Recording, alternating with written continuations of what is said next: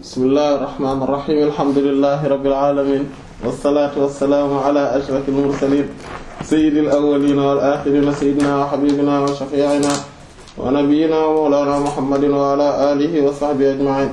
wa radiyallahu tabaraka wa ta'ala an qutbil arifin wa imam as-siddiqin abil abbas ahmad ibn muhammad at-tijani wa khulafa'ihi al-muhtadin wa ahli tariqatihi al-faa'izin ar-rabihin xaasatan al-mu'allif sayyidi Salahuddin wa jamii muhibbina amma ba'du. ginnaaw bi ñu sant yàlla kon julli ci Yonent bi sallallahu alayhi wasallam kon jotaay bi weesu ñi ngi yemoon ci ne bokk na ci li kéemaane ci wàllu ci awaalimul insaan ba tey ci wàllu borom bi subhaanahu wa taala maanaam ci xol yi maanaam li nga xamante ne noonu la koy mooñe parce que ci ban àdduna lañ tolloon alamul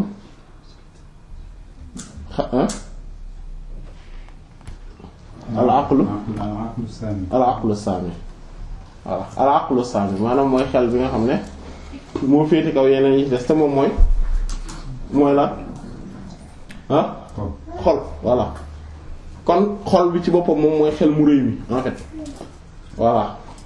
maanaam ndax moom mooy raisonner dëgg-dëgg maanaam raisonnement yu mag yi foofu lay jóge xol tamit moom mooy fi nga xamante ne mooy place bi nga xamante ne mbir yi am solo yu mag yi foofu lay amee comme sentiment yi comme conviction yi impression yi lan comme par exemple jikko yi maanaam lépp yi nga xamante ne dëgg mooy tax raisonnement di mën a am ci xol lay génnee ci xol lay amee voilà mbir yu am solo yépp ko foofu lay amee voilà bëgg bañ am lu la naqari am lu la neex yooyu en réalité yooyu du luy jóge ci bopp mais ci xol lay jóge voilà léegi nag foofu la doon waxee ni ci bokk na ci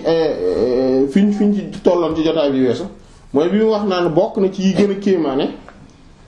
mooy ne borom bi subhaanahu wa ta'ala dafa mooñe voilà tuftara dafa mooñe voilà maanaam xolu aarif billaahi yi ci xeet bii nii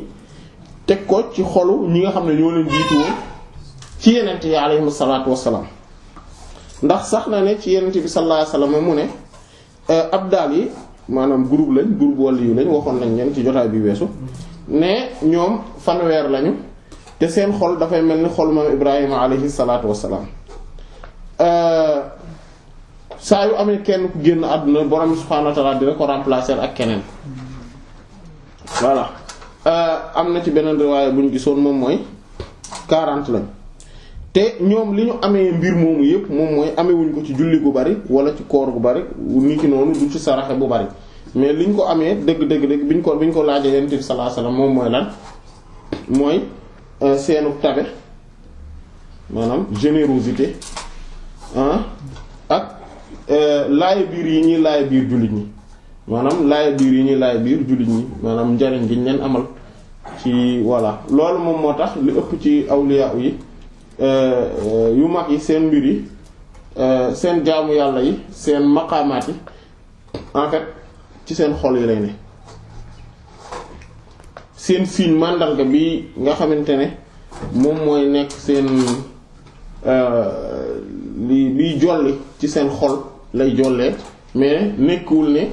ci yaram bi lay nekk nii comme ni ko ñu bari yaakaare voilà léegi gisoon nañu ne am na ci biir wàllu yi comme ni ko xadis bi tamit waxe ba tey ne borom bi subhaanahu wa ta'ala am na ñetti téeméeri nit ñoo xamante ne ñoom seen xol dafay nekk maanaam dañ ko mooñee ci xolu maam Adama alayhi salaam muy 300 après mu am beneen groupe ñooñu benn groupe lañ mu am beneen groupe bu gën a restreint moom ñoo gën a kawe maqaama ñoom seen xol yàlla borom subhaanahu wa ta'ala da ko mooñee ci xolu yent yàlla Muusaa alayhi salaatu wassalaam mu am beneen groupe boo xamante ne ñoom juróom-ñaar lañ yàlla dafa mooñe seen xol ci xolu maam Ibrahima alayhi salaatu wassalaam voilà waxoon nañ lan moo indi différence bi nekk ci fële mu wax abdal yi après mu wax fii tamit ne maam Ibrahima alayhi salaam waxoon nañ teqantal bi ne ñoom seen chef yi maanaam ñi ni kilifa ci ñoom ñooy nekk ñoom léegi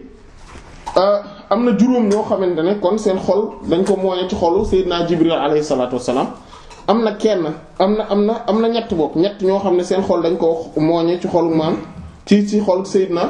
Mikaayil alayhi salaam mu am nag kenn koo xamante ne kenn kese la moom xolam dañ ko mooñe ci xolu Seydina Israfil alayhi salaam maanaam te kooku moom mooy sango aarif billaahi maanaam moom mooy nga xam ne moom mooy xutbu bi voilà moom la ñuy wax al-Ghaws mooy xutbu zaman kooku xolam dañ koy mooñee ci xol Seydina Israfil alayhi salaam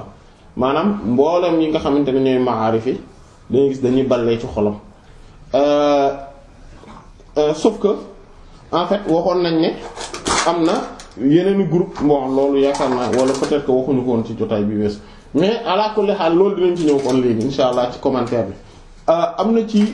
groupe boo ñoo xamante ne ci biir awliya yooyu maanaam waxoon nañ leen ni ñooy waa ahlu diwaan maanaam kon waa diwaanu saalihiin kon groupe bu restaurant la bu wàll yi maanaam ñoom ñooy ñi gën a màgg ci nitu yàlla yi dañ leen di wax tamit rijaalul ghayb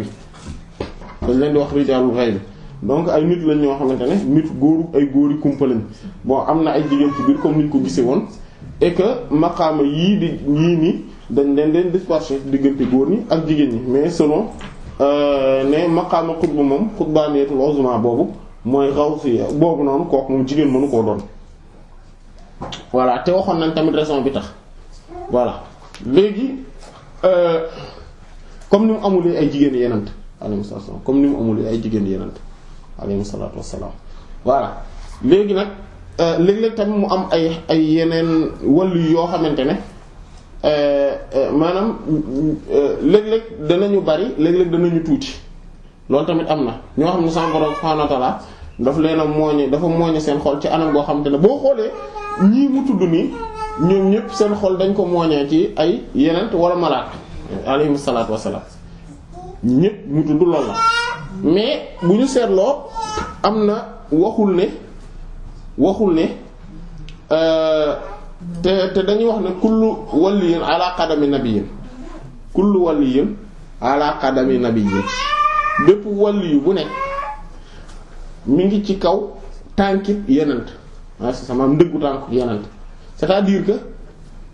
sur ses pas sur ses traces la nekk waliyu boo gis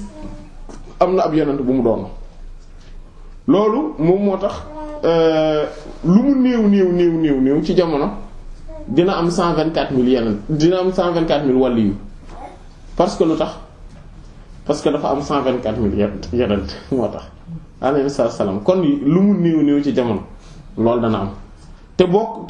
am na ñoo xamante ne yeneen yoo xamante ne ñu bari dañuy nekk ci seeni tànk comme niñ ko gisee ne voilà comme niñ ko gisee ne donc ci biir wàllu yi moo tax ñii rek ñoom ñooy wàllu yu mag yi voilà mais c'est que ñii ñooy crème bi voilà maanaam ñoom ñooy élite bi voilà am na nag ci biir ñoom ñii ñu tuddee al awtaad maanaam ci seen biir lañ bokk mais dañ leen di wax al awtaad mooy ñeenti keno yi voilà ñoom nga xamante ne comme c'est imam Ash-Shafi'i radiyallahu anhu moom ci ñooñu la bokkoon nga xamante ne seen maanaam lu leen tuddee keno yi comme Kaaba gi ni mu amee ñeenti keno maanaam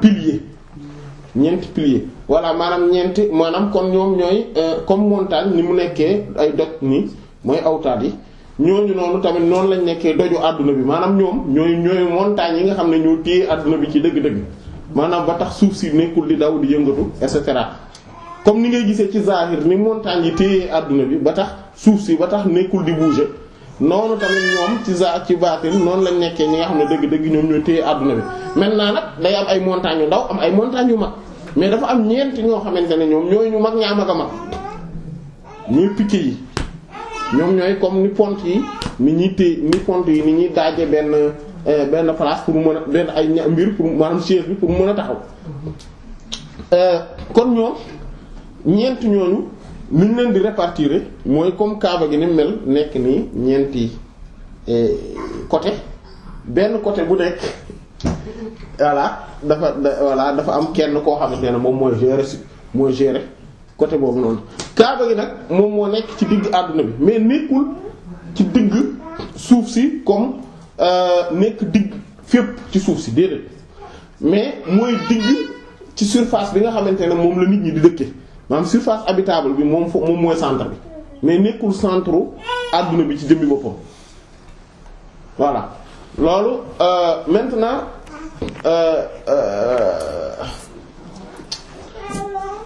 léegi kon kii bi nu mu tudd kon nitu yàlla yooyu ñoom tamit waa ahlu diwaan lañ maanaam ci waa ahlu diwaan ci groupe aqtaab bi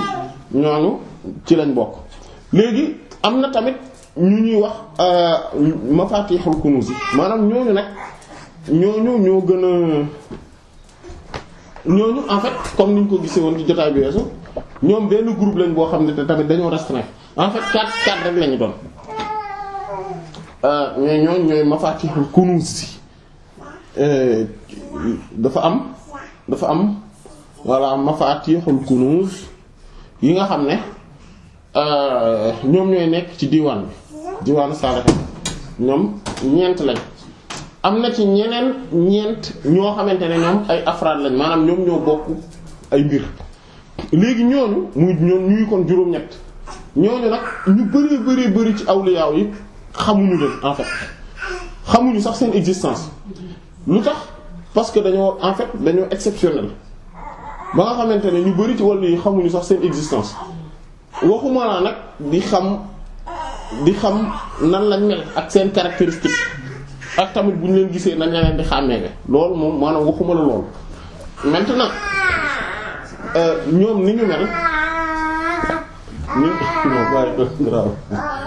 voilà dégg nga kon ñoom ni ñu mel boo leen jëlee mafatihul kii yooyu maanaam afraad yooyu maanaam ñoom ay afraad lañ en fait mafatihul kunuz ay afraad lañ ci afraad lañ bokk voilà afraad yi moom la ñuy wax ñoom mooy ñi nga xamante ne ay càppaacoli lañ loolu la leen afraad ay càppaacoli lañ mooy singulier mooy ay singulier lañ voilà dégg nga kon ñooñu afraad yi ay nit lañ ñoom ñoo xamante ne seen maqaama dañoo nekk diggante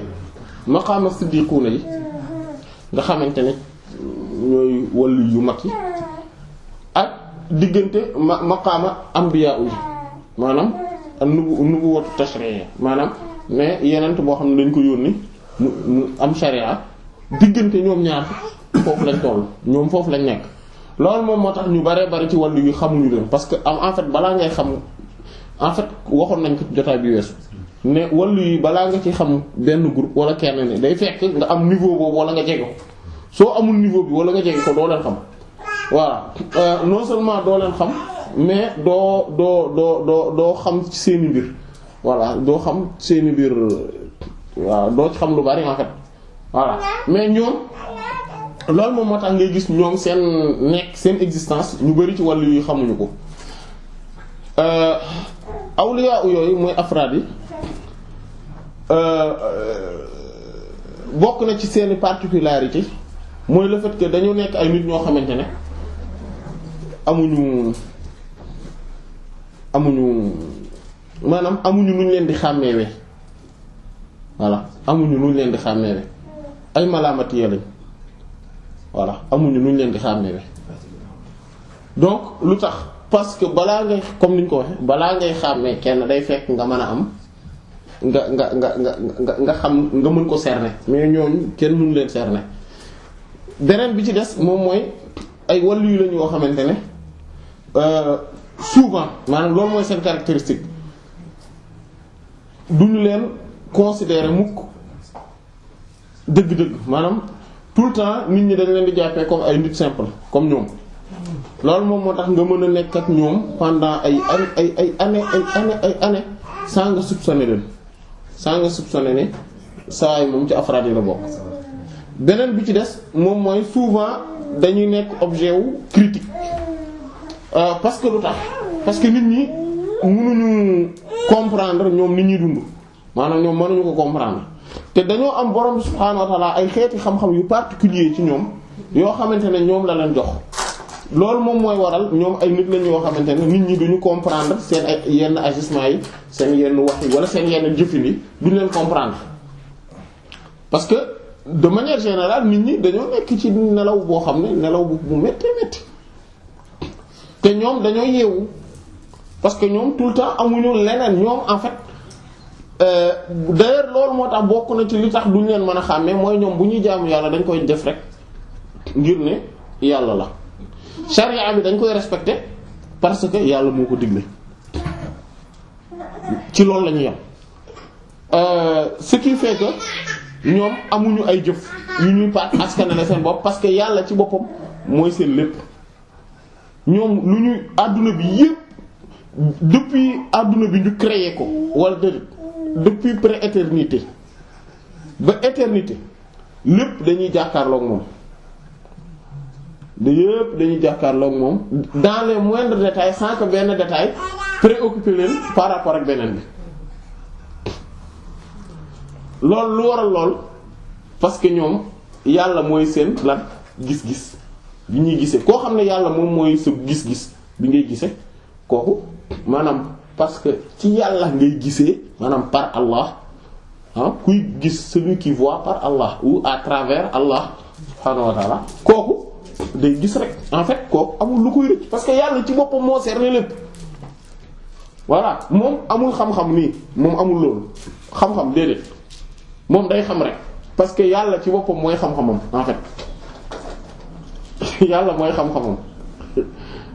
voilà amul même yi ñuy maanaam yi ñuy wax ay maarifa ak yooyu noonu ñoom amuñu ko loolu moom moo tax aarif billah yi ñi ñuy wax aarif billah ñoom par rapport ak ñoom dañoo ay comme awaam yi lañ mel maanaam comme ñi nga xamante ne duñ ay wàllu yu ni ñu mel par rapport ak aarif yi aarif ñoom noonu lañ mel par rapport ak afraad yi voilà ñoom noonu lañ mel par rapport ak ñoom tellement que dañoo kawe tout le temps ñi ngi ci borom subhaanahu wa ta'ala ñu ngi leen di maanaam ñu ngi découvrir wala plutôt explorer voilà plutôt ñu ngi explorer ay affaires voilà yoo xam ne ay turu yàlla lañ ay meloom et cetera tout le temps amul benn moment instant bu ñuy ko dul kii loo xamante ne te ànd ak ne benn instant rek bi nga xamante ne ñoom ñu ngi ciy gis yooyu benn instant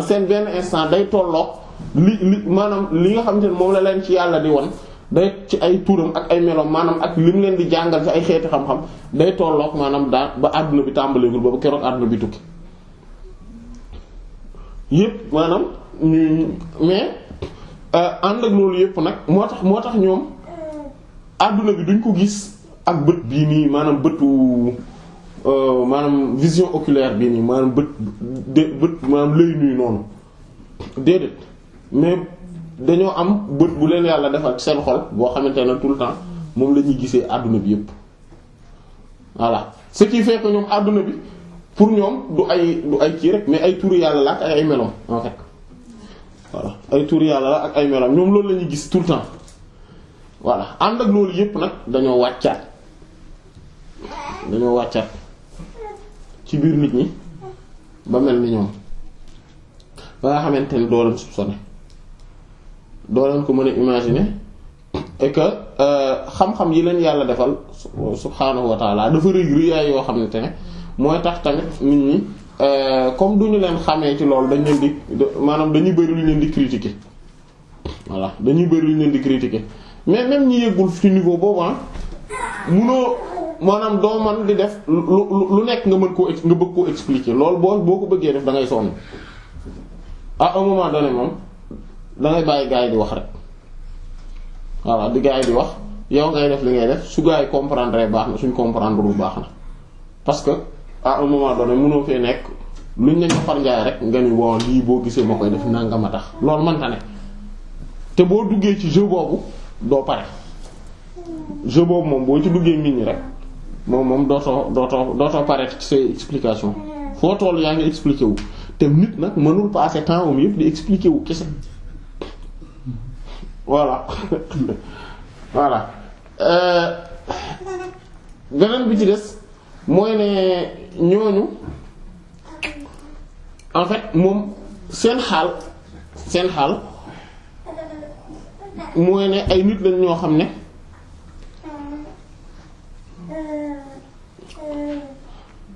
dëgg seen dëgg li ñu doon mooy ne yonent bi sallallahu alayhi wasallam moom mooy seen ruux ñoom ay jëmm maanaam ay mbubb yonent bi lañ sallallahu alayhi wasallam voilà albisatu nabi sallallahu alayhi wasallam voilà loolu mooy voilà ñoom loolu mooy seen xaqiqa voilà mooy yonent bi sallallahu alayhi wasallam mooy seen ruux ñoom ay mbubb yonent bi lañ sallallahu alayhi wasallam ci biti ce qui veut dire que ni ñoom dañoo jeex ci yonent bi sallallahu alayhi wasallam maanaam en fait dañu ci lakk ba jeex gis nga comme ni boo jëlee benn këyit nga dugal ko ci taal mu lakk ko ba bokk ci taal bi ñoom noonu lañ mel ak yonent bi sallallahu alayhi wasallam te loolu moo tax ñoom en réalité seen lépp bi mooy yonent bi la sallallahu alayhi wasallam seen lépp seen biir seen biti seen lépp yonent bi la sallallahu alayhi wasallam dañoo jeex ci moom totalement voilà et que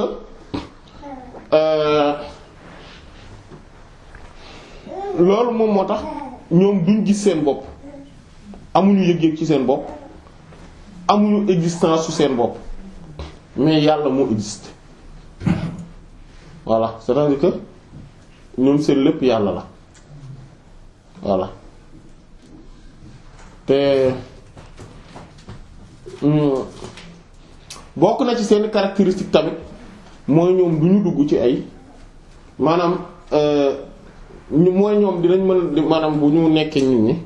fu ñu nekkee nit ñi dañ leen di baaxe maanaam mooy nasiha yooyu dañ leen di conseiller dinañ leen jàngal wax leen lu baax ci ñoom dinañ leen jéem a yokk xam-xam itam fu ñu nekkee nit ñi loolu la ñuy def voilà du ñu jël seen temps di ko perte ci dara fu ñu nekkee nit ñi rek dañuy jéem a jàngal nit ñi yokk leen xam-xam ak et cetera mais soo commencé dugg ak ñoom ci di way non mais c'est que d'accord ma ci li nga wax parce que kii nangam ñu daal di bàyyi c'est-à-dire que ñoom dañuy proposer seen xam-xam kese soo jëlee nga jël soo jëlul nga bàyyi tout simplement mais ñoom duñ fi nekk di jéem a polémiquer ak yooyu wala yu ne noonu ñoom duñ ko def voilà. loolu tam beneen caractéristique la ci seen caractéristique voilà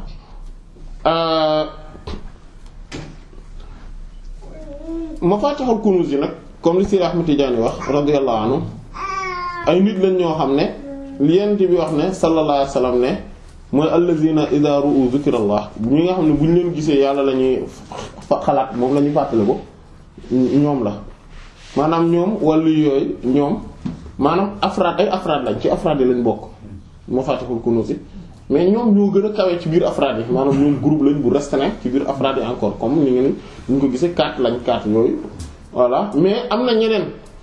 ñooñu nag nga xam te ne ñoom seen bopp dañ leen di wax ay afraad dañ leen di wax ay Mafatihul Kunuz yooyu ñoom ñooy waa ahlul itlaq comme ni ñu leen gisoon ñooy waa ahlul mahabbati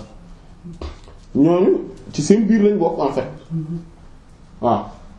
liñ doon wax ci itlaq bi ñu gis nga am bi ñu tollee ci benn jamono itlaq taqyid voilà waa ahlul itlaq nii lañ mel waa yooyu yëpp ñoom noonu lañ mel donc ce qui fait que ñoom ñoo gën a kawe ñeneen ñi ci des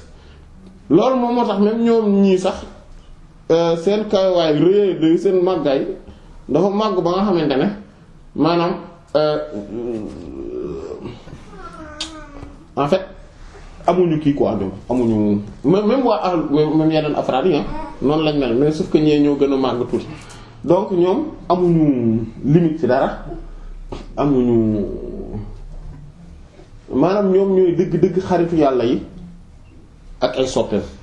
dëgg ñoom la ñoom tamit ñoom ay kii lañu ay nit lañ ñoo xam ne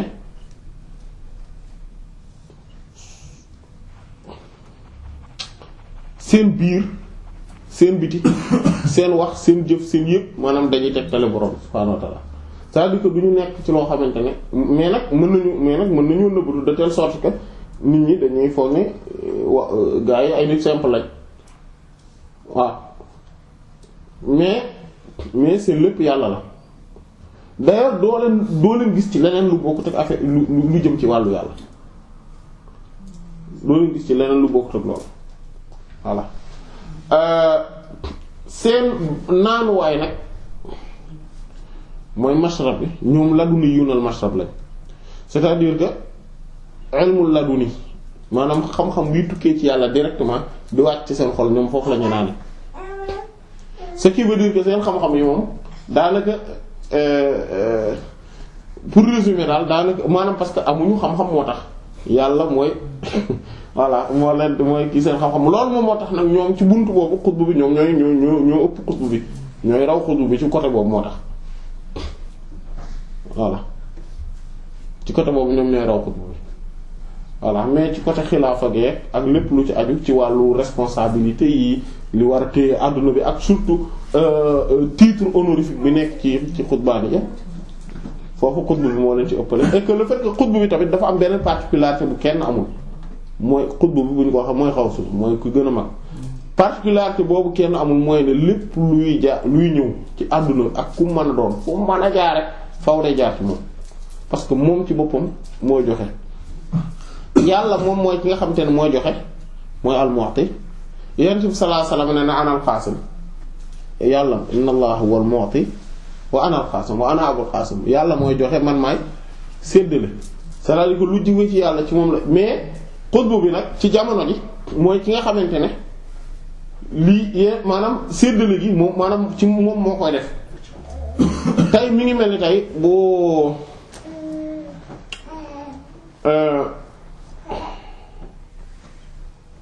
mi ngi mel ni tey suñu amee benn maanaam sooy liggéey fenn dafa am directeur bi nga xam ne wala employeur bi nga xam ne moom moo lay fay léegi bu la fayee moom mooy fay employeur bi mooy fayee mais dina am tout le temps benn nan lañ koy tuddee comptable entreprise bi moom mooy signer chèque yi mooy joxe wala moom mooy virer xaalis bi voilà exactement mooy fay voilà mooy virer xaalis bi ak yooyu maintenant mu am banque bi c'est-à-dire que yow banque bi fa ngay jëli lañ la fay voilà fi ngay jëlee lañ la fay noonu la mbir mi demee c'est-à-dire que yàlla mooy joxe yenn fi saa mooy séddale mais xutbu bi moom ci ngay jëlee tout simplement liñ la jox ce qui veut dire que ni obligé wuloo nekk taalibe xutbu bi pour jariñu ci moom voilà c'est-à-dire que moom comme banque bi rek la mel moom li ñëw jukkee ci yàlla ñëw ci yow moom mënu la ko bañ jox voilà parce que moomu ko en fait voilà xutbu bi moom genre boobu la day séddale rek voilà comme voilà li jógee voilà courant bi bu jógee EDF lay jógee installation yi ñoom ñoo ñëw installation yi ñoo nekk ci dëkk bi yépp ba yegg ci sa kër et voilà kii bi nu mu tudd compteur bi interrupteur bi kii bi voilà contact yi ñoom ñooy tax affaire bi courant bi nga mën ci jariñu rek tout simplement mais du ñoom ñooy joxe courant bi c'est-à-dire que ñoom nag par contre foofu ngay branché wu pour courant bi mën a yegsi mais du ñoom ñoo koy joxe voilà c'est-à-dire que xutbu bi noonu la mel par rapport ak àdduna bi voilà moom noonu la mel donc moom parce que rôle la bu ko yàlla daf ko fi samp pour mu jouer rôle boobu beneen donc mais comme ce qui veut dire que ni lu wàll yu rëy ay mbir aussi ay affaire am ci xutbu bi day jaar c'est-à-dire que donc moo tax xutbu bi nag day nekk comme moom nit la koo xamante ne kon moom lépp ci moom lay jaar ba pare aussi dafay am ay particularités yoo xamante ne keneen ku dul moom amu ko mais nag afraad yi ñoom dañoo génn ci daayiraam c'est-à-dire que xutbu bi mooy chefu ñépp adduna bi yépp mooy seen chef ba mu def afraad yi moom amul benn contrôle ci ñoom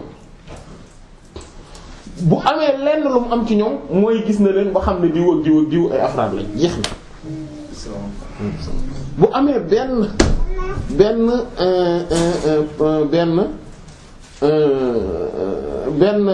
pouvoir ci ñoom, pouvoir bi ci loolu la yam, ci mën leen a gis la yam. Voilà donc léegi moo tax ñooñu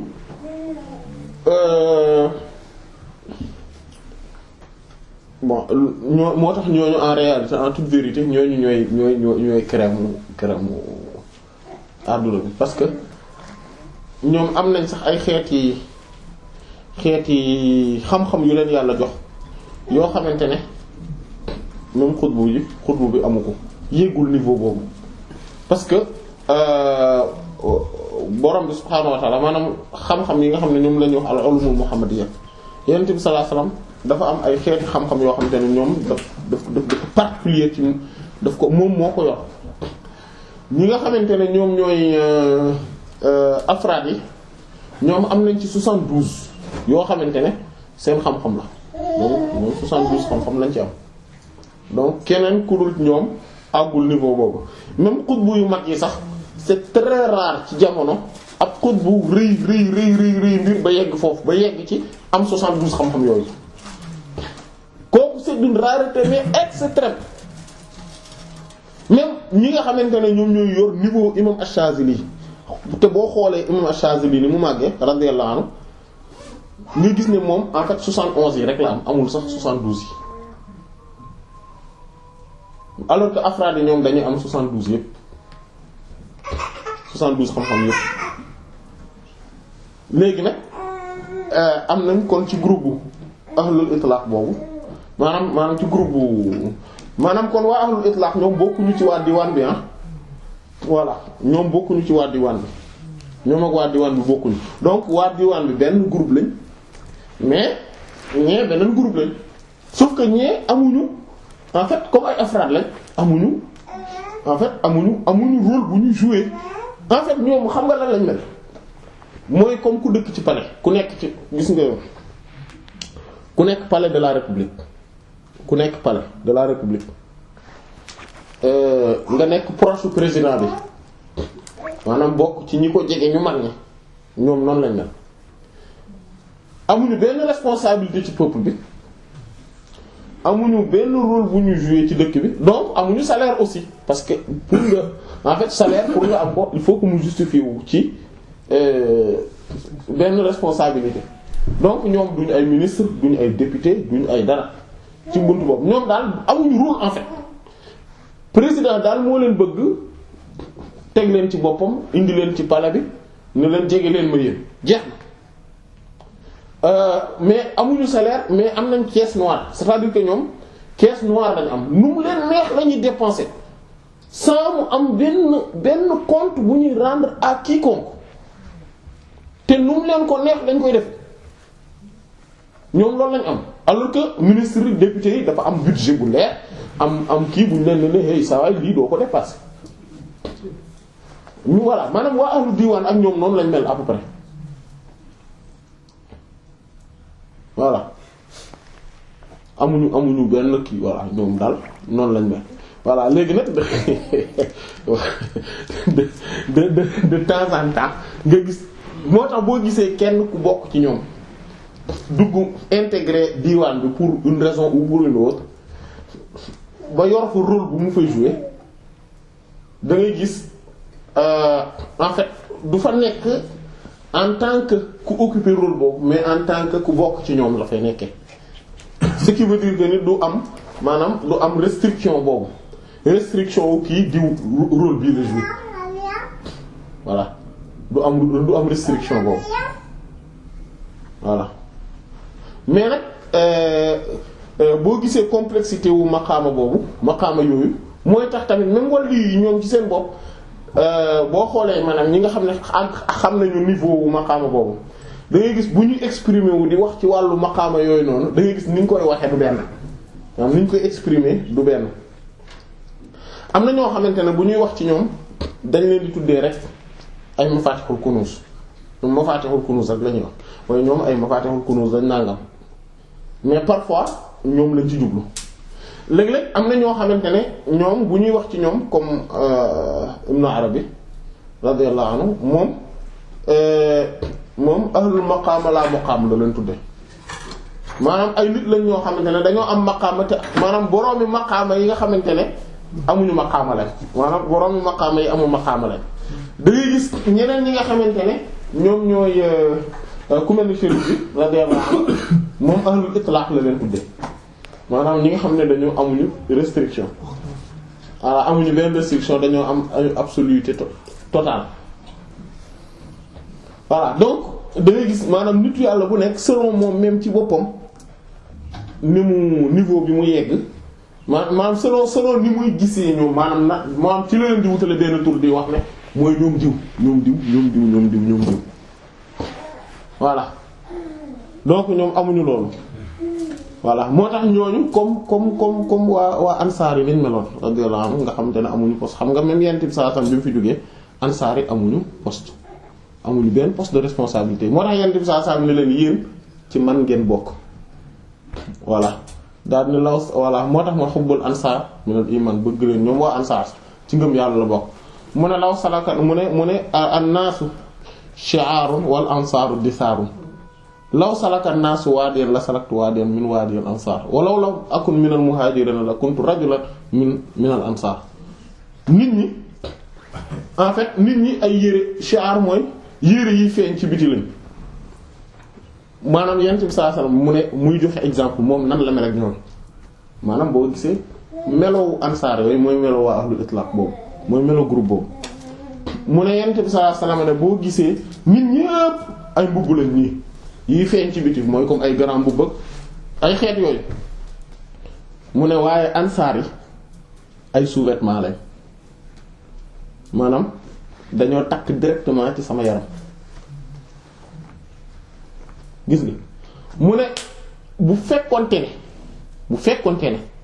du ma woon ci muhaajirun kon ci ansaar yi lay bokk mais maanaam le fait que mu bokkoon jóge woon Makka ñëw Madina moo tax bokkul ci ñoom ce qui veut dire que gis nga kon rab ni mu leen jegee mu teg ci ne su nit ñi sóobu woon benn yoon ansaar yi sóobu beneen yoon man yoonu ansaar yi laay sóobu loolu moom moo tax mu ne leen yéen waa ansaar rendez-vous bi ma leen jox mooy yawmal xiyaamati man ak yéen moo tax joxuñu leen benn responsabilité moo tax yenn saa sax même bi ñu fi jógee pourtant waa ansaar xam nga li en fait li gënoon a raisonnable en tout cas logiquement nii ci kii mooy ñi nga xamante ne ñoom ñoo installé état bi maanaam seen dëkk mooy état islamique bi ñoo ko installé biir Medina seen dëkk bi nga xamante ne mission bi c'était presque voué à l'échec ñoom ñu ñëw regroupe teg ko xanaa kay bu pouvoir bu ñu jox pouvoir ñoom ñi seen dëkk la seen réew ñoom ñooy jël pouvoir bi mais déedéet parce que lan moo tax parce que ñoom amuñu maqaama c'est-à-dire que mooy waa ahlul itlaq lañ ñi nga xamante ne dañoo bokk ci itlaq maanaam absoluté boobu ñoom duñu am responsabilité maintenant nag par kii maanaam ci kii mën nañ leen jox responsabilité ci maanaam exceptionnellement moo tax nga gis même waa ansaar nii ku ci amoon responsabilité exceptionnellement nii rek la mais amuñu woon ay responsabilités yu ñu naan daan jox ñu naan moo tax da nga ci daan gis kenn ci ñoom day pauvreté bu jéggi dayo mais c'est parce que tout simplement ñoom waa itlaq lañ voilà tout simplement voilà comme li Alxuraan wax yaa ahla Yasrib laa muqaama lakum yéen waa ahla Yasrib amoo leen benn maqaama boo leen di kii amoo leen benn stabilité ci dara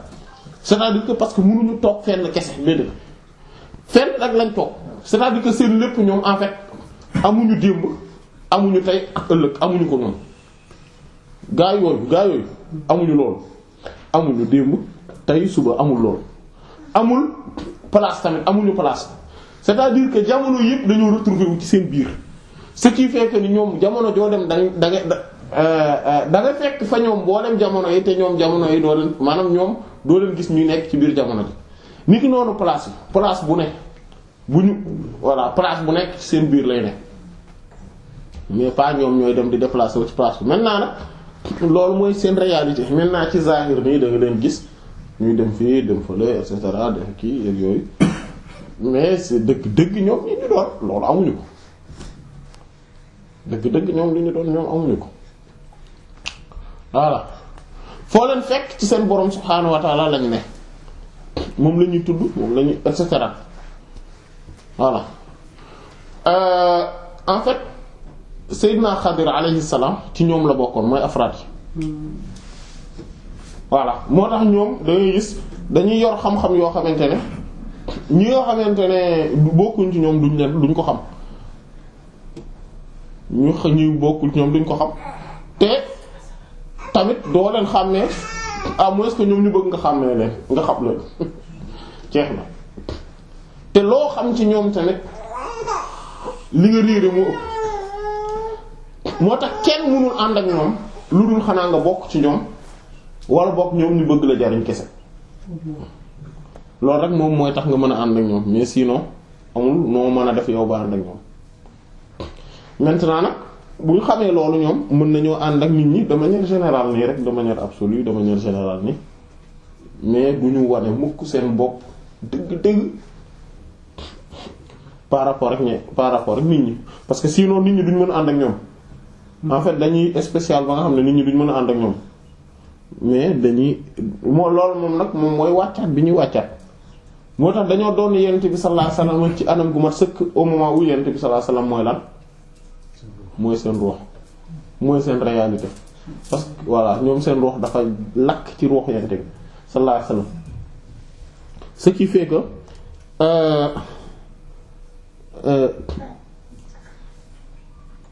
ñoom dañuy mën a nekk tout le temps di yéeg di dem ci yàlla et en même temps dañuy nekk tout le temps di wàcc ci biir nit ñi voilà parce que nit ñi en fait nit ñi loolu lu important la nit feek wàccul ba yam ak nit ñi mënu leen jariñ moo tax war koo nit bu yéegi maqaama yi nga xamante ne dootu mën a fréquenter nit ñi du mën a toog ak ñoom du mën a waxtaan ak nit du ci kooku moom daanaka moom nañ ko bàyyi ci côté parce que en fait bariwul en fait mën na nekk wàll yu mais amul njariñ en fait ak wilaayam amalul nit ñi njariñ voilà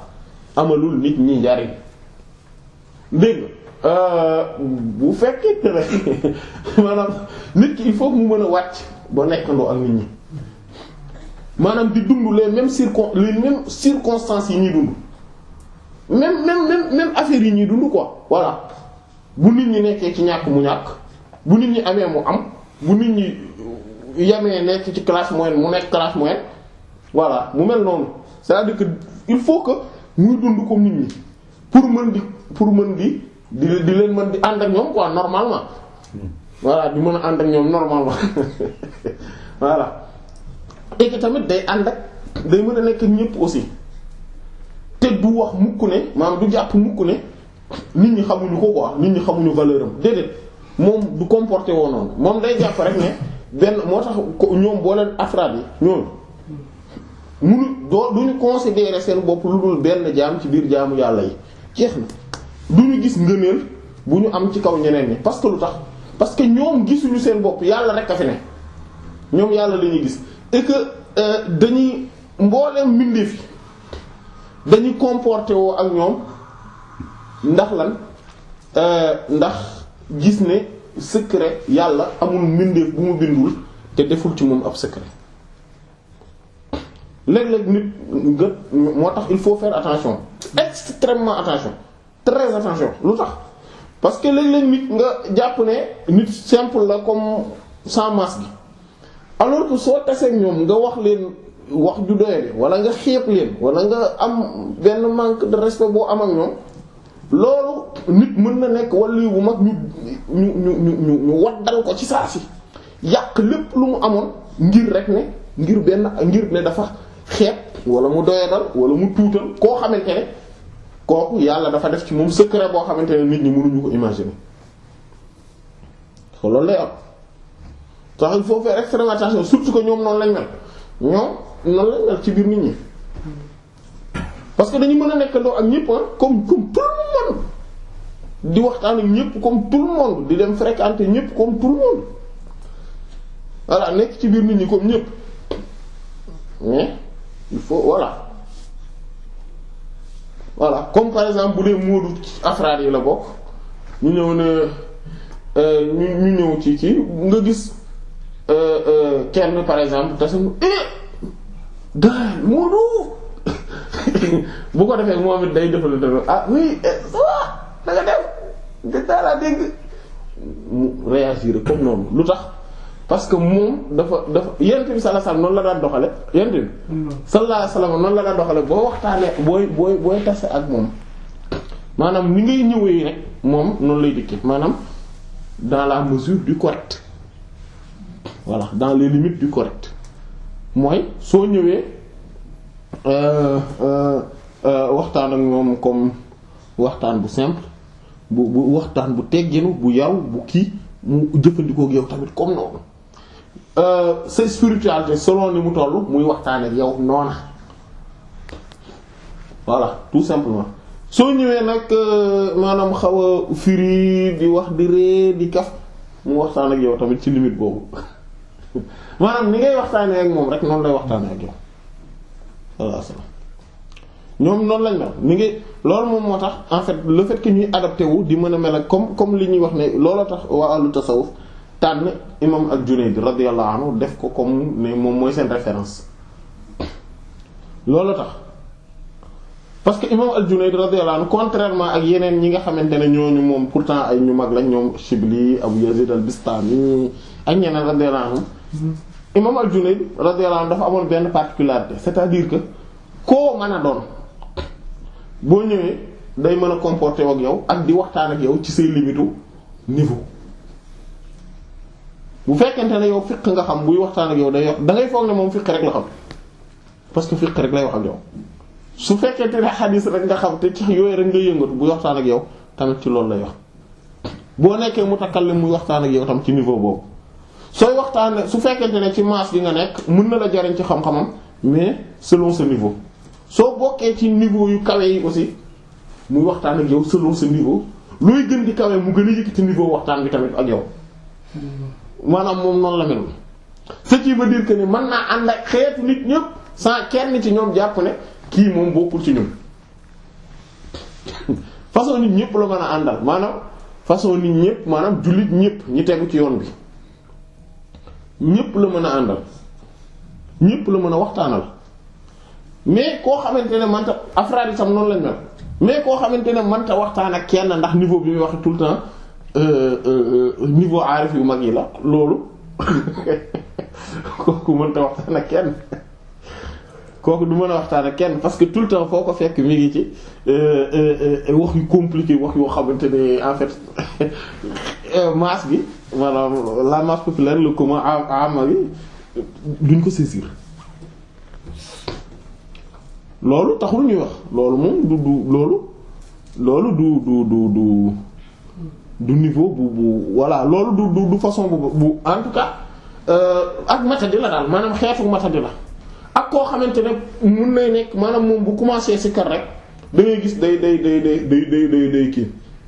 day lapp ci sikar bi ba nga xam ne du mën a waxtaan ak kenn xam nga loolu am na tamit am na ñoo xamante ne bu ñu commencé sikar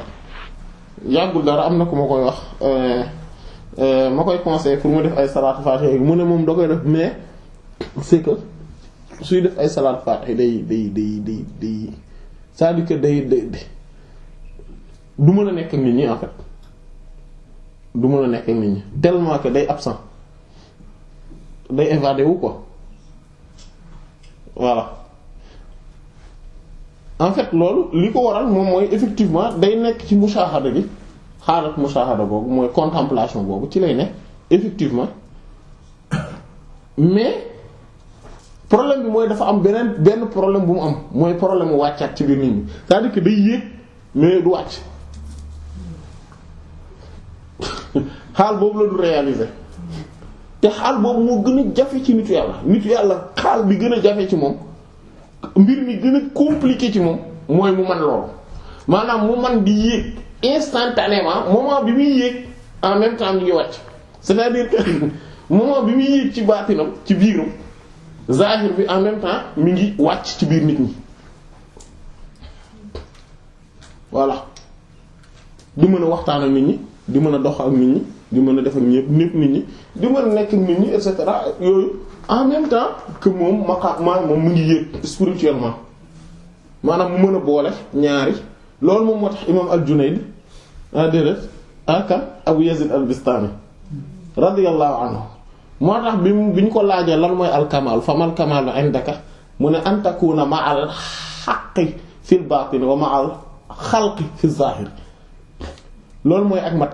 fekk boobu ñu ne ko diw day dem day naaw ci jaww ji mu ne mais loolu picc yi ñu ngi koy def ñu ne ko waaw diw day diggante réew sàngam ak réew sàngam ci daanaka ci temps bu gàtt la ko def mu ne mais loolu seytaane yi dañ koy def jinne yi dañuy def loolu mu ne diw de moom day nekk ci géej gi ci kii dara du ko ci suuf géej gi la mais jën yi ñu ngi koy def waaw nit ki day daw ci kaw ndox mi nangam mais gaal yi ñu ngi koy def mu ne ñu ne ko waaw mais kon lan mooy mat nag mu ne nag mat dëgg mooy nit ki mën a dem ba nga xam ne tout le temps mi ngi nekk ak yàlla ci biiram alors que ci biti day mën a nekk ak nit ñi aussi en même temps loolu moo ngay mooy mat loolu nag mooy li gën a jafe parce que li tax mu jafe ci aarif bi maanaam ci xam yàlla li tax mu jafe ci moom mooy contemplation bi muy nekk ci digganteem ak boroomam dafay kawe waay boo xamante ne maanaam c'est comme si day màndi en fait c'est comme si day naan di màndi mais bu ci bëggee boole ànd ak benn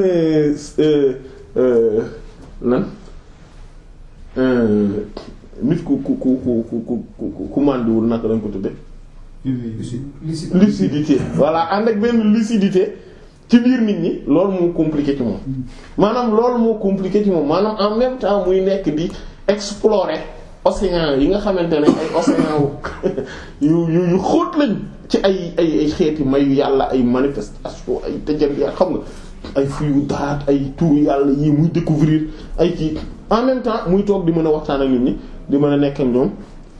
et cetera loolu moo jafe ci moom mais loolu il faut que nit ki di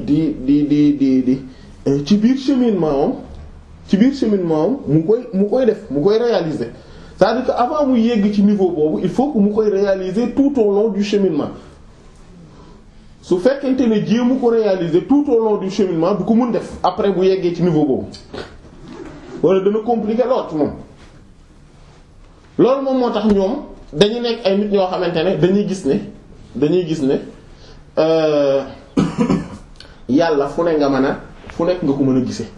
c'est-à-dire que obligé wuloo toog yow kese fay lampe bi tëj néeg bi toog commencer ci kat pour mën a nekk ak yàlla wéet ak moom déedéet maanaam ñoom dama wéet ak sama borom fu ne la ñu mën a wéet ak seen borom fu ne la ñu mën a wéet ak seen borom waaw comme li si kii Seydou Hussein Chafet doon wax radiyallahu anhu mu ne shérif bi radiyallahu anhu dañ daan nekk ay jamono yoo xamante ne dañuy toogandoo ñun ñëpp ensemble di waxtaan di def ak yëpp après mu jékki-jékki nañu en fait sànq ba tey dama nekkoon ci xalwa en fait que ni mi ngi nekkoon ci xalwa di diggante ak borom fekk ñun ñëpp ñoo nekkoon en même temps c'est-à-dire que comme saxaaba yi radiyallahu anhum ñoom xaal boobu lañu yoroon en fait saxaaba yi radiyallahu anhum looloo tax subhaana rabbi ñu bari ci nit ñi nii xamuñu xaalu saxaaba yi radiyallahu anhum parce que dañu leen a kawe en fait moo tax moom lañ doon wax saxaaba yi radiyallahu anhum seen xaal mooy xaalu ahlul itlaq yooyu loolu moom moo tax ñoom mooy ahlul mahabbati voilà ñoom lañu wax ahlul mahabbati dañ leen di wax en fait dañ leen di wax ahlul mahabbati ngir seen cofeel gi ni mu taree ci borom subhaanahu wa ta'ala c'est-à-dire que ñoom seen lépp seen cheminement bi yépp par cofeel lañ ko defee c'est-à-dire que bu ñuy def li leen xam nga ku bëgg nag da ngay topp ku bëgg da ngay topp te da ngay ragal a ñàkk voilà voilà dégg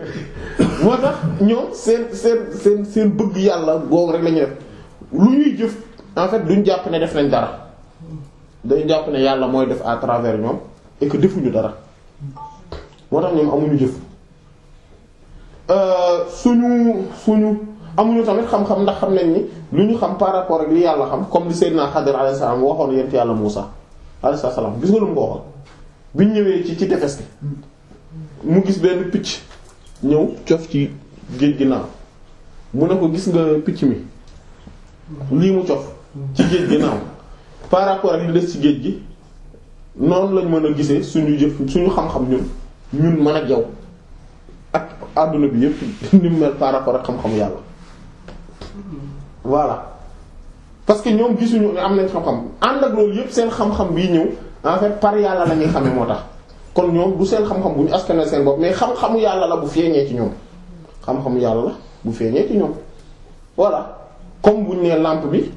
mënuñu ne lampe bi li muy tàkkee courant moom la énergie moom la déedéet énergie wu courant bi EDF indi la mais mu feeñee ci lampe bi voilà tout simplement ñoom tamit noonu lañ mel seen jëf yëpp moo tax ñoom même moo tax amuñu bàkkaar en fait ñoom amuñu tiyaaba amuñu bàkkaar amuñu jëf ju baax amuñu jëf ju bon ñoom dañuy def rek en fait parce que ñoom defuñu yàlla ci boppam mooy def ñoom loolu rek lañ gis voilà ñoom loolu lañ gis seen bàkkaar bi gën a mag bi nga xam ne moom la ñuy considérer bàkkaar mooy ñu dem ba jàpp ne ba gis ne ñoom def nañ mais kon dañ leen di wax ahlul mahabba ngir seen cofeel googu dañ leen di wax ahlul itlaq ngir ñàkk limite bi ñu am ñàkk limite ci dara ci lu ne ci xeeti maqaama amuñu restriction ci dara ci lu ne dund amuñu dund en fait ñoom amuñu dee ñoom dañuy dund rek naka jekk voilà amuñu dee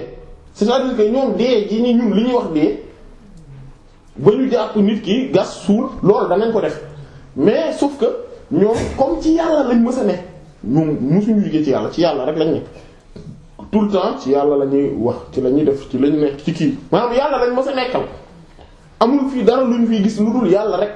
moo tax ñoom bu ñu doxee en fait bu ñu jógee fii dem beneen àdduna en fait circonstance zahir bi moo changé mais ki ñu nekkaloon mën lañ nekkal ba léegi en fait yàlla lañ nekkal amul dara lu fi soppeeku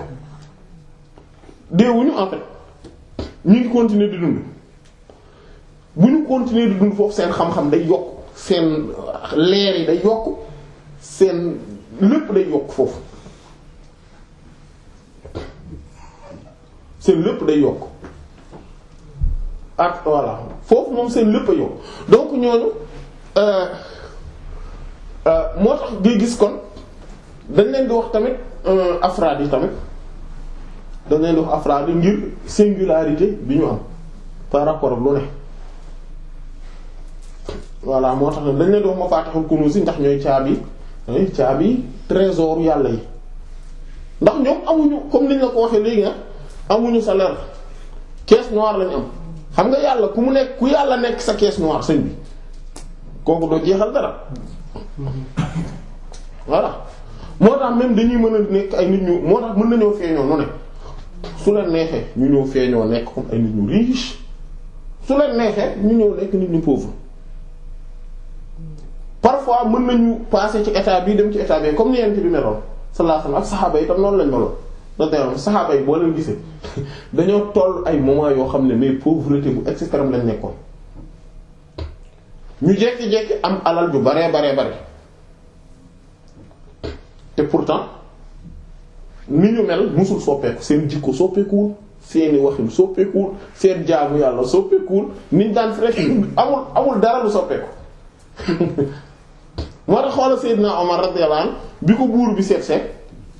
ñëw ànd ak délégation yooyu ñëw di laajte waa ana amirul mu'minin njiitu jullit ñu ne ko mooy ki tëdd ci garab gee di noppal maanaam moom parce que affaire bi da ko jëlee ko nu munta ne wax leen ma laaj parce que man maa ngi nii mënumaa déplacer wu lul ay gàddu ko ah ñoom noonu lañ mel amuñu seen dara du soppeeku maanaam ci wàllu comportement maanaam li aju ci wàllu yàlla ngay gis saxaaba yi radiyallahu anhum am na ci ñoom ñoo xamante ne dañoo amoon lu bare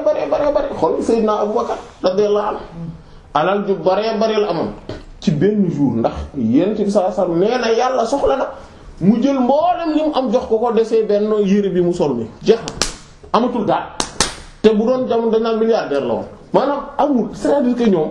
amul ci dara lu ñu takk lu dul yàlla amul leneen ñoom yàlla mooy seen lépp yàlla rek lañ am en fait ñoom amuñu leneen na gaa yooyu amuñu leneen yàlla rek lañ am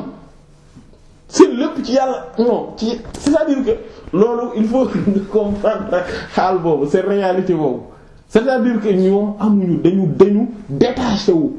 ci lépp moo tax ñu leen di wax ahlul itlaq parce que dañu am détachement dañu am liberté indépendance autonomie totale par rapport ak lépp yàlla daal lañ nekkal jeex na yàlla lañ am jeex na wutuñu sax benn maqaama bu leen yàlla di wax amul dara lu ñu wutuñu sax fat wutuñu sax ne yàlla bu xawaay man yàlla naa def si kar sang wala daa nga pour am fat ñoom wutuñu sax loolu lépp lu ñu def dañ koy jaamoo yàlla kese yàlla nag mooy xool lu mu leen neex jox leen mais nag ku mel noonu dem ba mu nekk dëgg ci yow yàlla da lay yëkkati ci ñooñu bool la ci rapproché yooyu noonu nga xam ne da leen di indi ci palais jox leen caisse noire bi voilà seen décision yi gis nga moo tax ñooñu nekk ci palais en fait jege trop président bi noonu bañ naan ñooy noppi président bi wala ñoom ñooy plumam wala yu mel noonu gaa yooyu lu leen neexul lu waa bu leen neexul bu ñu proposé du jàll c'est-à-dire que waa diwaanu saalihiin bu ñu ñëwee toog di siéger en fait ñooñu bu leen neexul du affaire bi du jàll. moo tax ñoom dañuy am loo xam ne léeg-léeg waa diwaan bi ñoom rarement rek lañ koy am xam nga waa diwaanu saalihiin am na yoo xam ne rarement lañ koy am mooy di toog ak Yonent bi sallallahu alayhi wasallam di nekk ak kii et cetera ak yeneen yu ay mbir yu mel non ñoom rarement lañ koy am mais ñoom déedéet ñoom tout le temps ñi ngi moom moo tax même waa taalibe Tijaan yi loolu bokk na ci seen particularité seen gëneel mooy loo xam nga waa diwaan Salafé da Yonent bi sallallahu du tout le temps la fay teew mais taalibe Tijaan yi tous les jours bu ñu wësi fa Yonent bi ngeen ñoom sallallahu alayhi wasallam ak xulafaa raashidun voilà moo tax loolu yooyu yëpp ay particularité lañ yoo xamante ne ñoom dañ ko am moo tax nga gis saxaaba yi radiyallahu anhum ñu bëree bëri ci ñoom lu ñu mënul comprendre ñu bëree bëri da ngay géeg bu ñu déggee naan wala yu sàngam nii la meloon lii la daan def nangam gaa yu bëri yu xamul comprendre dañuy foog ne ñooñu ñoo gënoon grave saxaaba yi waaye ñooñu so mais daf fekk ne en fait saxaaba yi ñoo gën a grave mais des milliards et des milliards d'années-lumière de fois non mais yawul sax mais seen itlaq gi ñu nekkoon moo tax nit ñi comme ñooñu rek ñu ma la wax léegi afraad ni ñu mel ci biir nit ñi nga xam ne gars yi du ñu waaw booy bàyyi la ci lii rek en fait moo tax nit ñi tam duñ leen xam parce que xaal yi ñu nekkee mooy dañuy singulier et que dañuy commun aussi dañuy commun loolu moo leen wutale gis nga gis nga saxaaba yi radiyallahu anhum moo tax ngay gis seen préoccupation yu njëkk yi yu mag yi même tabi'i yi ak tabi'i yi maanaam toutes les 3 générations yu njëkk yi da ngay gis li ñu siiwee mooy lan mooy alxuraan gi ñu kii woon xadiis yi nga xamante ne moom la ñu tasaare et cetera ak yooyu d'ailleurs boo xoolal Cheikh Ahmed Tidiane radiyallahu anhu moom boo xoolee dars yi mu doon def loolu la alxuraan daal la daan def tafsir xadiis la daan jàngale ak hikmul ataaya parfois voilà daan na jàngale léeg-léeg yenn téere yi ay Muxtasar Xaliil et cetera ak yooyu mais dars yi mu gënoon yi ñu ko gënoon xamal lool voilà amul woon ay comme voilà c'est-à-dire que maanaam loolu xaalu ahlul itlaq ci seen yenn particularité yi mooy comme saxaaba yi radiyallahu anhu mooy ne lan mooy zahiru alxuraan ak sunna daal nga leen di xàmmee jeex na te loolu xam nga ñëpp ci yam en fait loolu daanaka ñëpp ci yam mais sauf que ñoom dañ ci exceller aussi voilà Yonent bi sallallahu alayhi wasallam moo tax ñoom ñoo gënoon kawe ñëpp ñoo gënoon kawe mboolem ñi naan ànd ak yeneen yeneen yi alayhi salaam saxaaba yeneen saxaaba ñoo gën a kawe ànd ak loolu seen préoccupation bu tar ci toxal li Yonent bi sallallahu alayhi wasallam doon jàngale pour mën ko toxalal génération yi ci des moo leen gënoon préoccupé wu nekk fii di def ay kiimaan rek di def yi ci yóbbu déedéet pourtant ñoo raw ñeneen ñi ci des ñëpp ci ñoom lañ naane voilà waa ahlul itlaq noonu mooy seen xaal tamit voilà da ngay gis tamit seen xalwa gis nga saxaaba yi radiyallahu anhum doo leen daan dégg da daan dugg xalwa kii ñu naan si saxaaba diw nangami kii fan la daan dugg xalwa doon lañ ko dégg ah parce que seen xalwa ci jëmmi boppam ñu ngi ci seen feeñ gi ñuy feeñ ci biti mooy xalwatuhum fii jalwatihim c'est-à-dire que seen jalwa maanaam mooy le fait que ñuy feeñ ci biti di nekk ak nit ñi di toog ak ñoom di leen jariñ ci wàllu yàlla loolu ci jëmmi boppam moo nekkaat en même temps xalwa bi ñu nekkoon di ko def c'est-à-dire que dañuy mën a nekk ak nit ñi ci biti ànd ak ne yàlla la ñuy wéetal ci biir parce que dëgg-dëgg amuñu leneen lu yàlla loolu xaalu mooy ñooñu mooy xaalu afraad yi voilà moo tax ñu bari xamuñu seen maqaama moo tax ku presque jegewul seen niveau ni du xam du leen mën a ràññee te bokk na ci ngëneel yu mag yi ñu amoon mooy yonent bi sallallahu alayhi wasallam avant même la révélation bi avant moom ci ñoom la bokkoon walla xaal ñoom la bokkoon c'est-à-dire que genre boobu la woon moo tax kenn mus ko xamal lu ñaaw kenn mus ko xamal lu muy et cetera jikko ju rafet la mës a am naka jekk voilà c'est-à-dire que ñoom tamit noonu lañu mel jikko ju c'est-à-dire que dañuy am comportement yu rafet ak yooyu bokk na nag ci seen xaal aussi afraad yi bokk na ci ni ñu mel mooy du ñuy di am yenn jikko yi comme ni di critiquer fu ñu toll duñ ko def maanaam nekkuñu rek tout le temps waaye diw lii mu def nangam moo tax d'ailleurs bokk na ci cheminement bi tax nga mën a yegg si ba bokk ci ñoom mën a tax ba nga bokk ci ñoom mooy sa lépp day basé wu ci al mahabbatu parce que ñoom ñooy waa ahlul mahabbati ci cofeel bëgg yàlla bëgg yent bi sallallahu alayhi wasallam bëgg Seydi Ahmad Tijaani radiyallahu anhu bëgg nitu yàlla yépp bëgg nit ñu baax ñépp bëgg jullit ñépp bëgg maanaam mboolem mbindeefu yàlla yi parce que mbindeefu yàlla bu ne yàlla def na ci moom ay secret nga bëgg leen maanaam doo amal haine kenn quelle que soit forme haine bi doo ko am racisme moom da jël la nit ko moom quelle que soit forme racisme bi quelle que soit la forme nag ak le degré ak l'intensité du racisme amul du am c'est-à-dire que amul benn distinction booy def entre ne joolaa bi ak tukulóor bi amul wala diggante naar bi ak tubaab bi ak nit ku ñuul ak indien bi amul ak chinois bi japonais bi amul benn considération nga am mooy yàlla et que kii nit la jeex na ak tamit amul maanaam tamit di fexe di jaamu yàlla ngir yàllay kese c'est-à-dire que yow bul am leneen looy bëgg wala nga di ko wut ngir loolu ne ngir yàllay kese ngay def voilà leneen amul leneen en fait yow wutoo dara yàlla daal nga bëgg ngay jaam yàlla daal ngay jaamu yonent bi sallallahu alayhi wasallam ci ngay nekk tout le temps sa lépp da nga koy wër-wër loo ci yonent bi sallallahu alayhi wasallam voilà bëgg googu voilà ba nga xamante ni yooyu yëpp day incarné wu ci nit ki du am fu mu tollu muy tamit di incarné mushahada bi maanaam contemplation bi tout le temps voilà mais aussi comme fi ñu jeexale woon ci jotaay bi weesu ñu jeexalewaat ko aussi fii mooy dem ba réaliser seen xaal mel ni ñoom maanaam ba yegg seen niveau xaqiqatan kenn mënu koo defal sa bopp dangay ànd rek ñu mel ni ñoom parce que boo àndul ak ñooñu doo mën loolu doo mën yegg foofu c'est-à-dire que il faut que nga ànd ak ku mel noonu wala ku la mën a yéege ba à un certain niveau en tout cas voilà kuy jàpp sa loxo loolu mënta ñàkk foog nga ànd ak ñu mel noonu et considérer leen comme tel parce que ñoom ay nit lañ ñoo xam ne Yonent bi sallallahu alayhi wasallam moo fee maanaam moo en fait Yonent bi sallallahu alayhi wasallam moo maanaam moom comme ni ñu ko waxee sànq mooy seen rox ñoom ay mbubbam lañ c'est-à-dire que ñoom ci leer Yonent bi sallallahu xaqatu Muhammadiyya directement lañ leen sose ñoom kii lañu yoo xam ne ku leen gis en réalité Yonent bi nga gis sallallahu alayhi wasallam kuy wax ak ñoom yenent bi ngay wax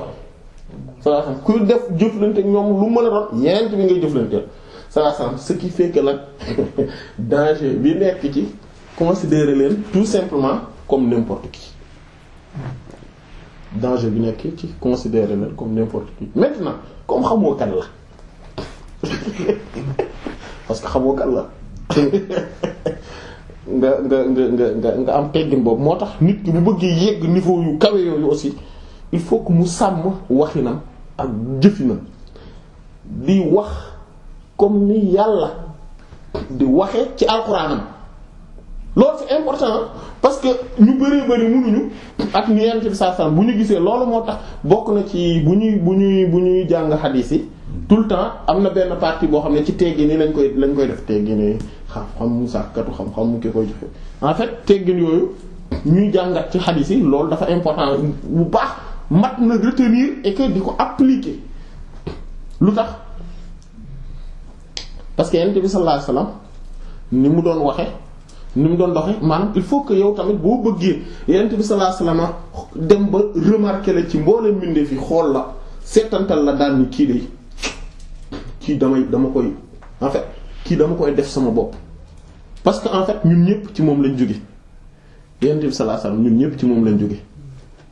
ah mais bu demee ba jëlaat la en tant que élément de l'ensemble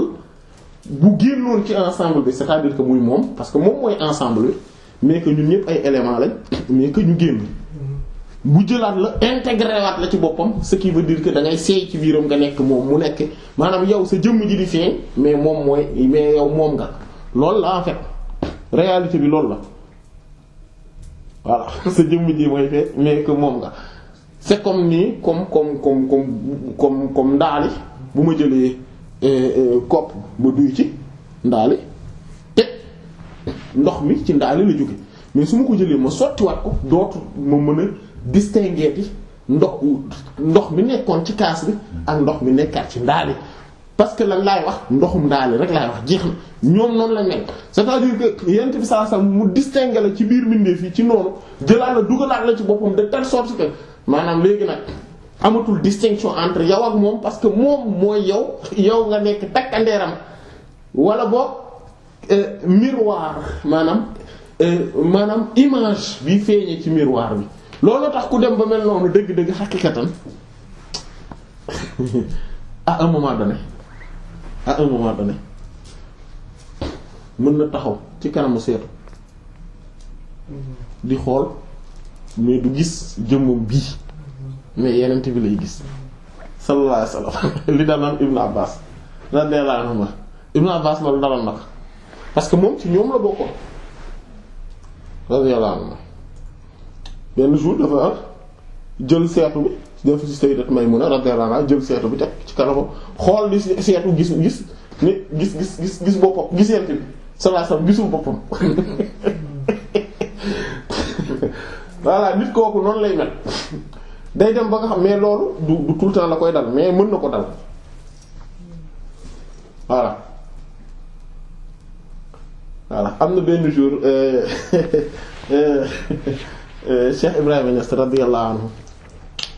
ñu ne ko muy jàmbat ne dafa gëj a gis Yonent bi sallallahu alayhi wasallam am ku ne ko en fait mais xoolal sa bopp xoolal sa bopp voilà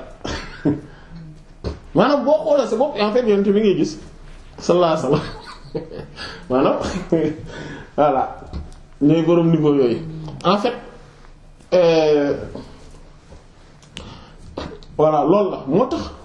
kon ñooñu il faut que tamit yow tamit nga am comportement bu exemplaire boobu Yonent bi sallallahu alayhi wasallam nekk sa modèle mu modèle wu maanaam ci yow ce qui veut dire que da ngay dem ba mooñoo ci moom mu nekk sa modèle ni ki noonu sa intérieur tamit nga defar ko comme ni Yonent bi wax ne sallallahu alayhi wasallam ne noonu la boo mënee xëy ak nga gont te sa xol bu mu am benn ñagg-ñagg bu ci nekk par rapport ak qui que ce soit defal loolu la waxoon Anas radiyallahu anhu voilà loolu la doxalinam waxinam jëfinam et cetera maanaam il faut que teggin yooyu ñu di ko xam mais munuñu maanaam munoo bëgg a mel noona mais di waxee comme le commun di waxee comme masse yëpp di doxale comme ñoom mënta nekk même da ngay gis ci biir wax yi looloo tax teggin yi moom mooy mbir mi loolu moom moo tax même maqaama yi ak yenn xam-xam yi xam yàlla bul ko wut maanaam dans le sens où wutal teggin yi kese ak xàmmee teggin yi soo ko amee affaire bi daf ciy topp maanaam principe de causalité la voilà dafa am nii la ñu war a doxale nii la ñu war a waxe nii la ñu war a comporter woo lii la ñu war a sàmmonteel tout le temps ci lii nga war a nekk et cetera tout le temps te dara jiituwu ci sharia bi ndax sharia bi mooy yoon bi d'ailleurs loolu moom mooy sharia la ñu sharia li kullin ja'alna li kullin minhum ja'alna shir'atan wa minhajan kenn ku ci nekk ci ñoom wutal nañ ko shira gis nga shira mooy yoon bu mu war a jaar wa minhaj tamit mooy yoon wu leer nañ muy loolu c'est-à-dire que kon sharia mooy yoon bi nga xam ne ci nga mën a jaar képp koo xam ne yaakaar na ne teggin yooyu ak mbir yooyu mën na ko am ci doye dal lenn ci sharia bi c'est parce que xamul yoon boobu yoonu yàlla kenn du ko amee lu dul ci yoon bi mu tëral yonent bi sallallahu alayhi wasallam mooy ki gën a incarné yépp te moom moo tax yonent bi sallallahu alayhi wasallam loolu la incarné mbir mi noonu la ko incarné ku bëgg mel noonu jaar ci yoon boobu xoolal ni yonent bi meloon ci biir ak ci biti nga soobu yoonu yonent bi sallallahu alayhi wasallam ci biir activité kon xam naa ñëw foofu insha allah bu jotaay bi ñëw wallahu ta'ala a'lam wa sallallahu ala sayyidina muhammadin wa ala alihi wa sahbihi ajma'in subhana rabbika rabbil izzati amma yasifun wa salamun ala al mursalin walhamdulillahi rabbil alamin